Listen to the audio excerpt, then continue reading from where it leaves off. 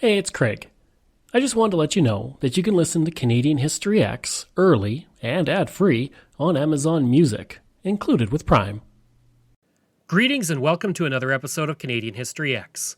Before I continue, on July 26th at 3 p.m., I'm hosting a Zoom history conference all about the 1913 White Hurricane that hit the Great Lakes.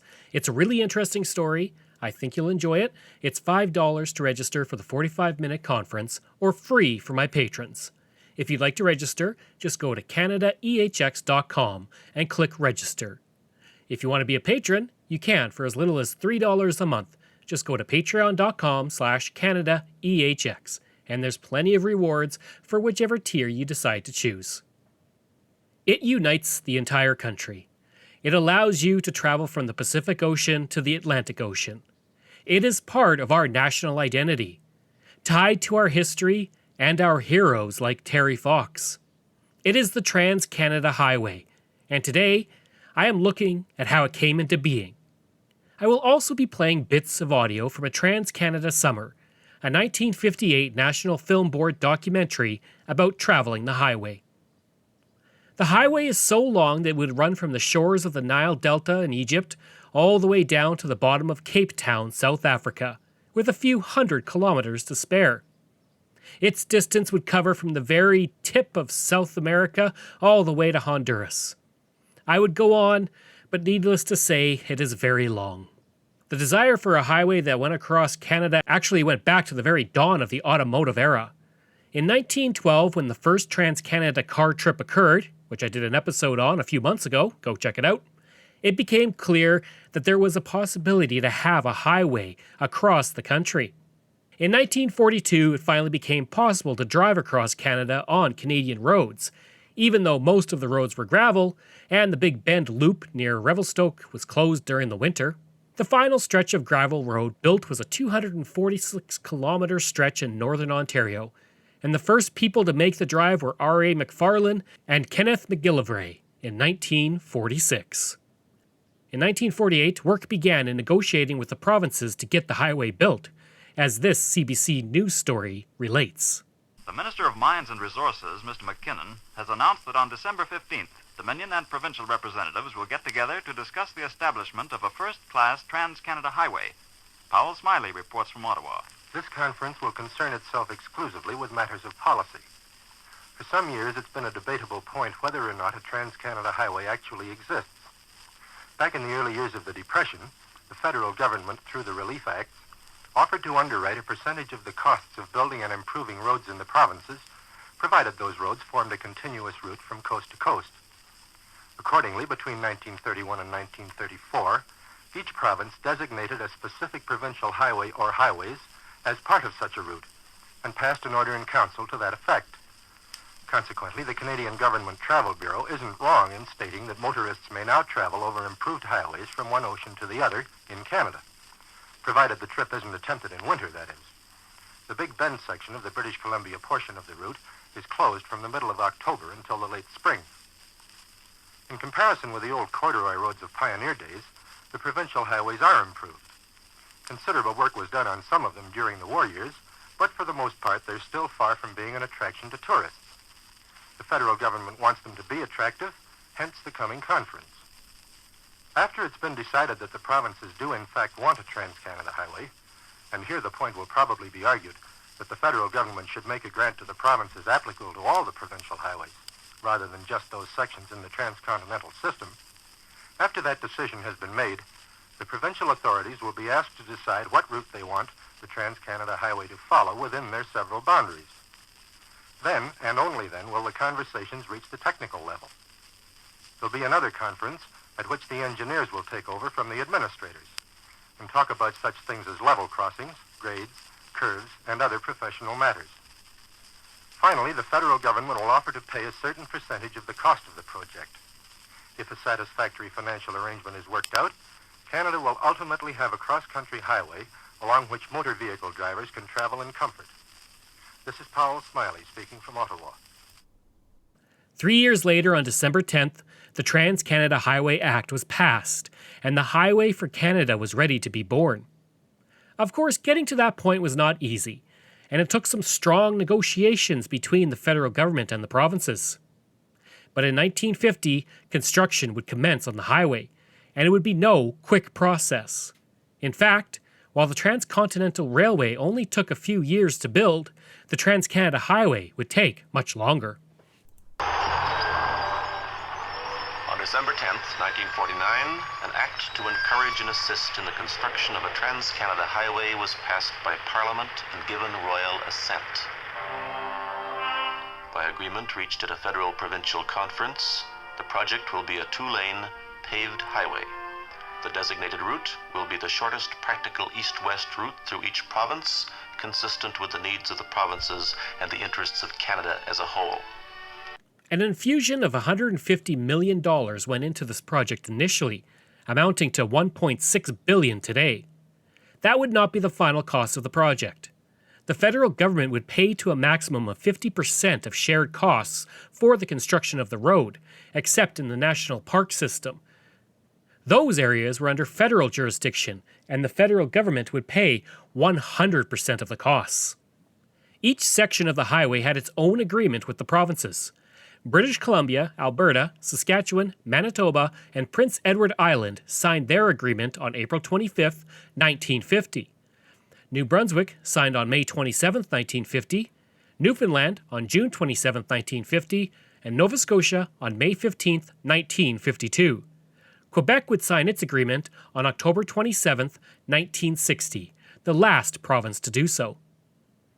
The planning for the project required that the pavement widths be 6.7 meters to 7.3 meters with ample shoulders, bridge clearances, sight distances, and more. Each province would supervise its own construction, and the target date was to finish it by December 1956. But that would not be reached, and the project would take longer and cost more by the time it was finished. Construction was put under the oversight of the Department of Resources and Development, but in September 1953, the Department of Public Works picked up the project. The first province to complete its section was, not surprisingly, Saskatchewan, which it did in 1957. While all the provinces had roads going across their borders, most, especially in the west, were gravel and had to be upgraded properly to make them safe and usable as a highway. In some areas, the roads were nothing more than a rutted dirt track, or in the case of British Columbia, rocky lanes running alongside mountains. I'm going to go through each province's work to finish the highway, since each province was responsible for its own stretch. Along the way, I'll be playing some clips from the National Film Board movie that I talked about, and I'm going to play a series of clips from the CBC in 1960 when Ron Hunka and Doug Brophy traveled on the highway as it was being constructed. Newfoundland. In Newfoundland, which only joined Canada in 1949, the highway would cost $92 million in federal funding and $20 million in provincial funding. The highway would cover 903 kilometers, and Newfoundland would actually have the second longest distance to cover in the construction after Ontario, and the second most difficult terrain after British Columbia. This is the end of the line for us in Newfoundland. We have driven the 595 miles from St. John's, and we are waiting now at Port aux Basques to board the William Carson for the 96-mile, 6-hour Cabot Strait crossing to North Sydney. With great stretches of the road not yet built to Trans-Canada Highway standards and construction crews at work, the drive across the province was fairly rough going. But where the road has been graded to TCH standards and where the pavement has been laid down, it's a good example of things to come, although engineers tell us it will be at least 3 years before the job is completed. But when it is completed, it will be a luxury to Newfoundland motorists and an invitation to others to come and see one of the real fascinating spots of Canada. With only 500,000 people, it had the second smallest number of people after Prince Edward Island to absorb the costs. In addition, its per capita income was the lowest in Canada. Paving of the highway would finish on November 27, 1965 at Pearson's Peak. The official opening of the highway would happen in 1966 and was attended by Prime Minister Lester B. Pearson. And here is his speech to the crowd. I listened to your Premier with a feeling of mixed pleasure and apprehension this afternoon. I realize he had asked my colleagues come here, and he wished on your behalf to express the appreciation of his government and the people of this province for what the federal government was able to do to bring this great project to a conclusion, the Trans-Canada Highway. And I was happy to acknowledge his appreciation, gave me a glow of satisfaction, a feeling I had been a part of this great work. And then I realized he got us down here for another purpose. To see what we could do in the future. Gratitude, you know, consists of a lively expectation of favors to come. And your Premier is the leader in Canada of a revolution of rising expectations. So my colleagues who got here too late, while they were wandering around in the air, while they were in the air or on the ground, they may not have realized that Mr. Smallwood has committed the federal government to paying 90% of the cost of the paving of all the roads in Newfoundland, the building of a 400-mile improved model Trans-Canada Highway across Labrador, and the building of a tunnel under the Straits of Belle Isle, which will be longer, more magnificent and more expensive than the tunnel across the English Channel, which has taken 200 years to begin. So I think this has been a good day for Newfoundland.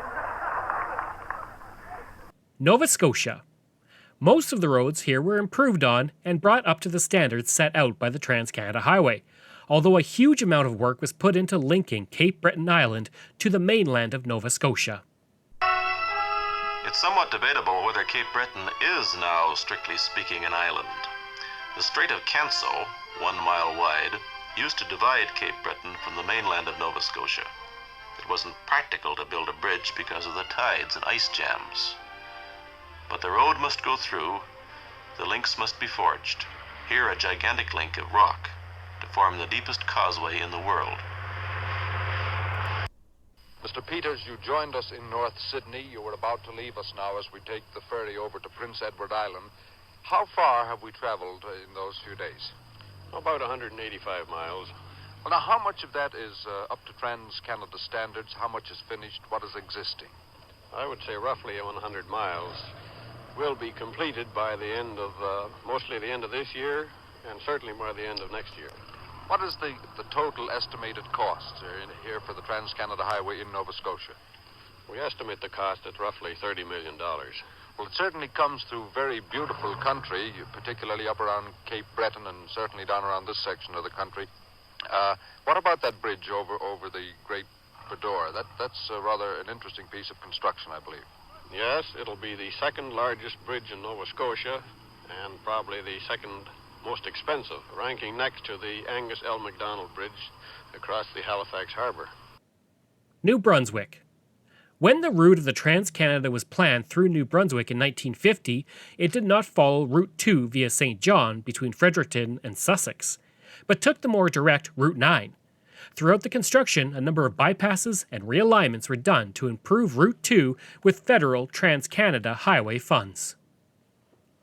Prince Edward Island. The smallest province did not have much it needed to do with the Trans-Canada Highway, apart from the upgrading of some roads and improving ferry service to the island. Ironically, though, the cost to get the highway up to standards was actually quite expensive at the time, since the highway's base rock had to be shipped into the province across the Northumberland Strait. It's odd now to think that this proud little island refused for 5 years to enter Confederation, especially since it was here in the capital, Charlottetown, that a crucial conference was held in 1864. It led to the joining of the separate provinces into a new nation, Canada. The islanders shrewdly kept out of it until they were guaranteed financial support for their railroad. Today, there's another link binding the island to the nation, the Trans-Canada Highway.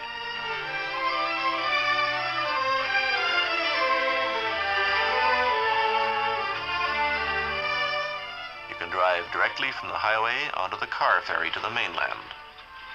It's called the Abogweet, the old Micmac Indian name for their beautiful island, meaning cradled in the waves. Our trip through Prince Edward Island was certainly an easy one. The Trans-Canada Highway is completely finished now, except for one bridge, and it is a beautiful drive. Just before we left the island this morning, as a matter of fact, I spoke to Mr. Harry Nason, who was the highways man for the Federal Department of Public Works in this area. Now, this is where we get the ferry at Borden, PEI, to cross over to the mainland. And summarizing the state of the Trans-Canada Highway in PEI, would it be right to say that it is completed, except for, one bridge or so? Yes, that's right, Doug. The 71 miles of Trans-Canada Highway in Prince Edward Island that extend, as you know, from Wood Islands in the south through Charlottetown to Borden is complete, except for the bridge over the Hillsborough River at Charlottetown. Well, now, was it a very difficult job to construct the highway in PEI?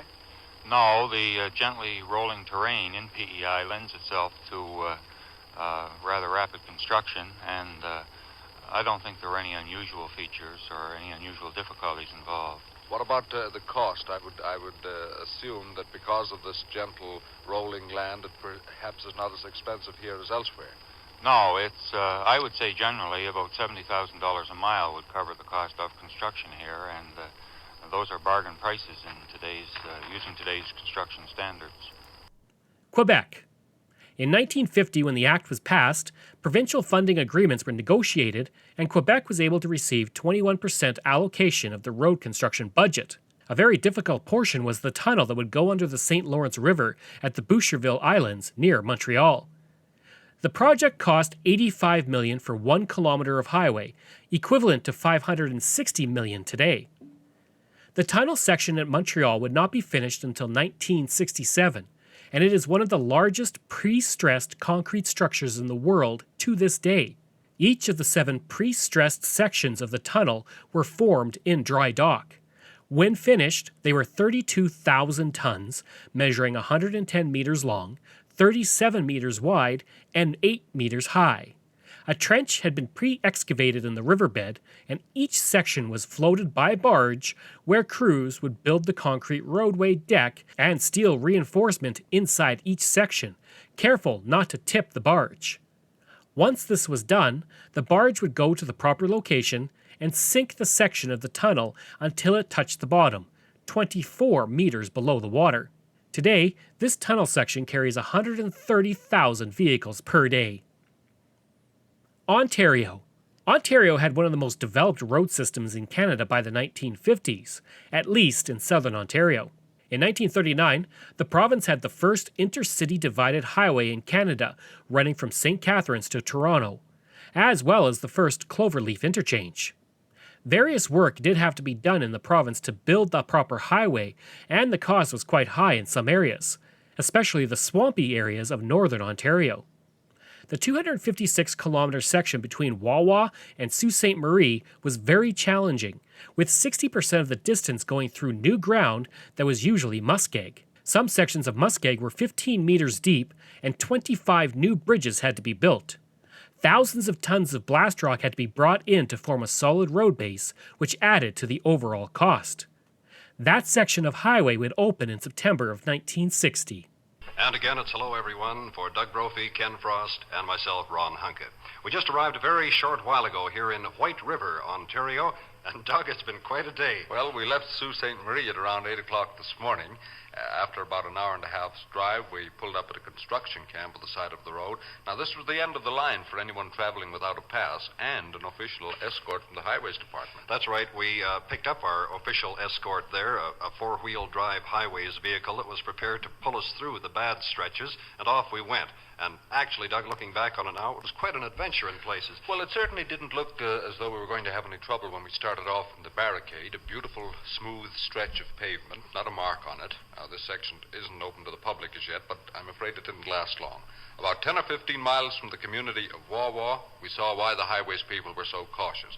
The pavement ended, and blocking the road, and I use the term loosely, were a couple of giant power shovels, the largest trucks I've ever seen, and a stretch of ground that had less resemblance to a highway than anything I've ever seen before.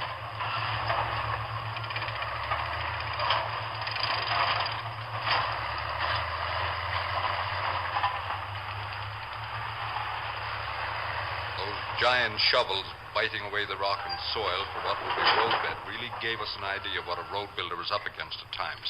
And in our little convoy, we had to pick our way around the boulders, some larger than a kitchen chair, and through sand and earth that must have been a foot deep in stretches. I'm glad you were at the wheel there, Ron. Well, I was sorry for a little while, Doug, but actually it worked out very well. I'm sure the engineers of this particular stretch of the Trans-Canada Highway will forgive me for saying that this is by far the roughest day that we've yet been through on this Trans-Canada tour.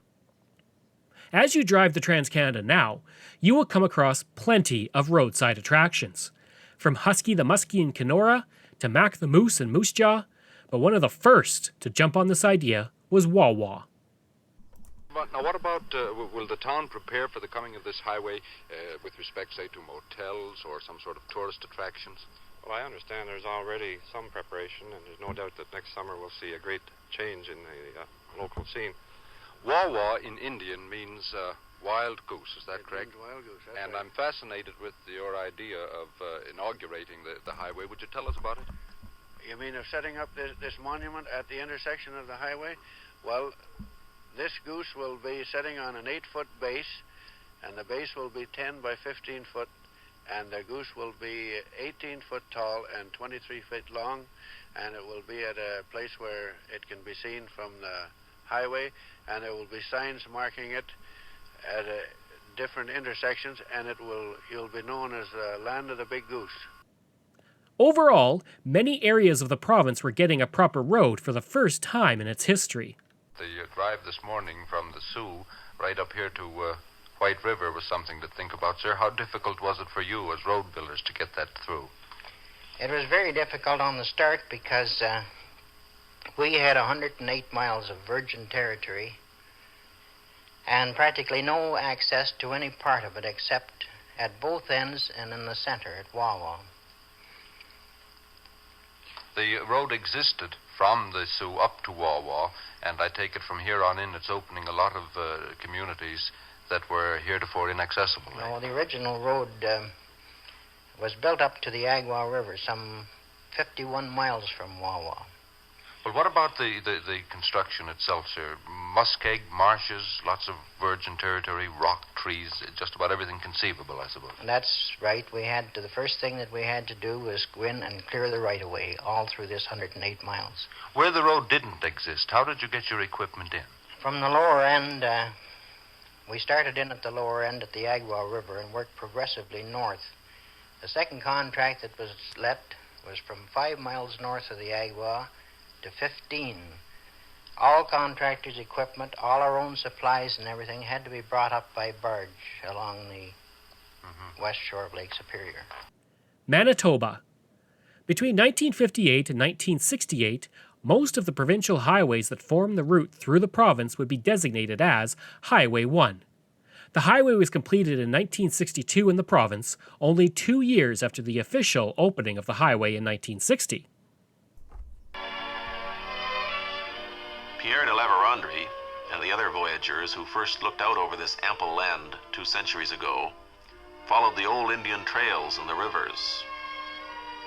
Today, ribbons of hardtop stretch from horizon to horizon over the prairie land. Trans-Canada Highway construction standards. Surface, 3 inches deep minimum, with gravel or cut stone base. Hard surfaced. Gravel shoulders of 10 feet maximum height. Sight distance at least 600 feet in either direction. Hills graded to not more than 8%. Maintenance responsibility of the provinces, except in areas designated as national parks. Saskatchewan. The building of the highway through Saskatchewan was relatively easy, as we see with it finishing before any other province. This is because the highway was built on a nearly straight route over flat land. Now that's not to say it was always easy though. Gumbo clay in some areas would turn to slippery mud when soaked, and a huge amount of gravel underlay had to be brought in to form a stable base.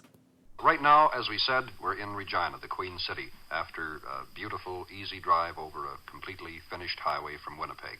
Just a few minutes ago, we spoke to Mr. Flatt, the Trans-Canada Highways engineer for both Manitoba and Saskatchewan. Mr. Flatt, the highway through Manitoba was everything you said it was, completed, straight as a die through that beautiful prairie country. Now that we have arrived in the province of Saskatchewan, what are we in for? What is the distance from border to border? 406 miles. What about the agreement now? When was the highway opened here? It was officially opened by a ceremony in August 1957. Any reason why the highway out in this province was completed so rapidly?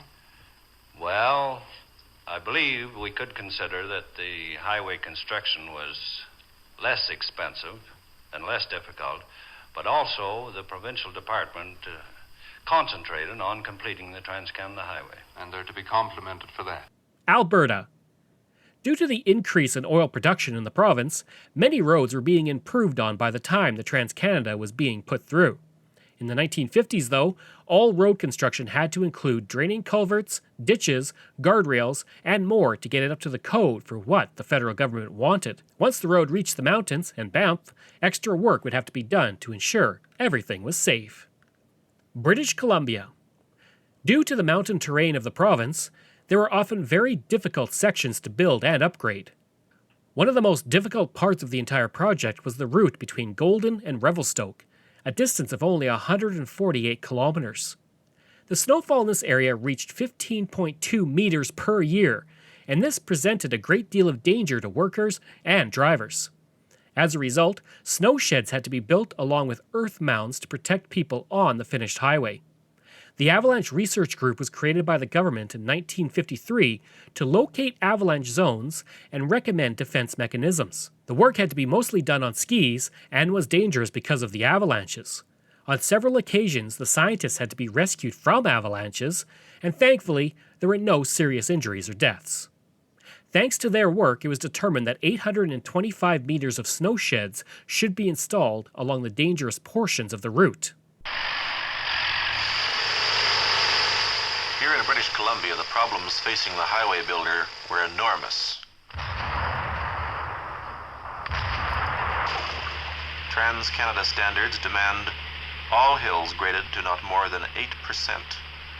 The road must in places be made to cling safely to a mountainside without danger of snow or rock slide. Yet when you've got your stretch finished, it's worth it, leading you down into the beautiful green valleys. In regards to the Kicking Horse Pass near Golden, a highway was built there earlier with 2 lanes carved between rock faces and steep drop-offs that had hairpin turns and 2 narrow crossings over the river.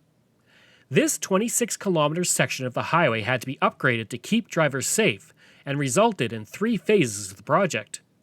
The 3 phases would replace the 2 river crossings, put in improvements, implement wildlife fencing and crossings, expansion to 4 lanes, and installing electronic message signs. Another tough section was the 15 kilometers between Field and Golden, which saw 2 million tons of rock removed, along with 2 million tons of soil.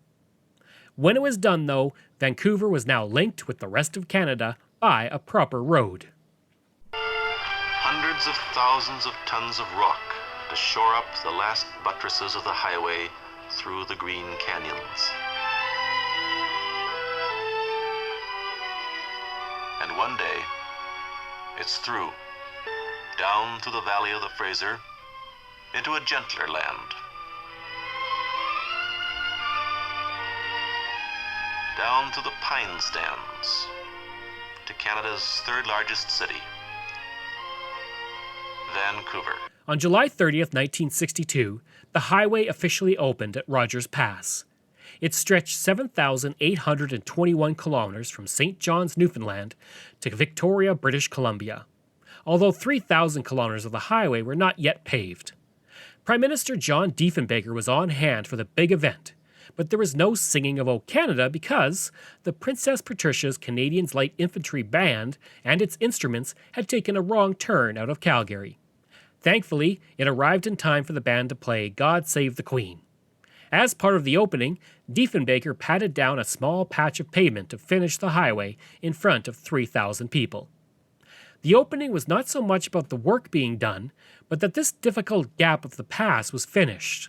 The ceremony was also relatively near Craigellachie, where the last spike was driven in on the Transcontinental Railway in 1885 by Sir Donald Smith. The opening was also missing 2 provinces. No one from New Brunswick was able to attend, and Newfoundland boycotted the ceremony because they were angry that the federal government wasn't paying more towards construction, since most of the roads were still gravel. The Premier of British Columbia, W.A.C. Bennett, who was also the third cousin of R.B. Bennett, the former Prime Minister, did not attend the ceremony in his province. He also wanted the federal government to provide more money for the construction, and he had already officially opened the road in the province a month earlier at a nearby stop. At the ceremony, he called it BC Highway 1 and never mentioned Canada in his speech. Here is Prime Minister John Diefenbaker at the opening. This highway, may it serve to bring Canadians closer together. May it bring to all Canadians a renewed determination to individually do their part to make this nation greater and greater still, and worthy of the destiny that the fathers of Confederation had expected when through their act of faith they made it possible. And above all, I express the hope and the prayer today that this highway will always serve the cause of peace, that it will never hear the marching tramp of warlike feet. The highway between Revelstoke and Golden would see its traffic increase tenfold immediately after it opened. This was because the small section of highway cut off 160 kilometers and 7 hours of travel time off taking the old Big Bend Loop through the area. While the highway opened in 1962, it was officially finished in 1971, 21 years after it started. In 1956, the goal was to have 10 provinces connected by paved road by 1967, the year of Canada's centennial. In 1955, most of the roads designated as the Trans-Canada were still gravel, and when the highway officially opened, 50% of it was still gravel. By 1967, though, most of the highway would be paved. Upon its completion, the highway was the most lengthy, uninterrupted highway in the entire world. And at that point, it had cost $1.4 billion to finish, or $9.2 billion today. I will close out this episode with some interesting facts about the Trans-Canada. The highest point on the Trans-Canada is the 1,627-meter mile-long section of the Kicking Horse Pass.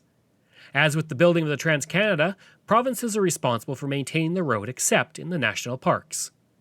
For a section to qualify as the Trans-Canada, it has to be paved and be at least 6.7 meters wide and have shoulders that are 3.3 meters wide on each side. And in the Banff National Park section, there are 38 wildlife underpasses and 6 wildlife overpasses.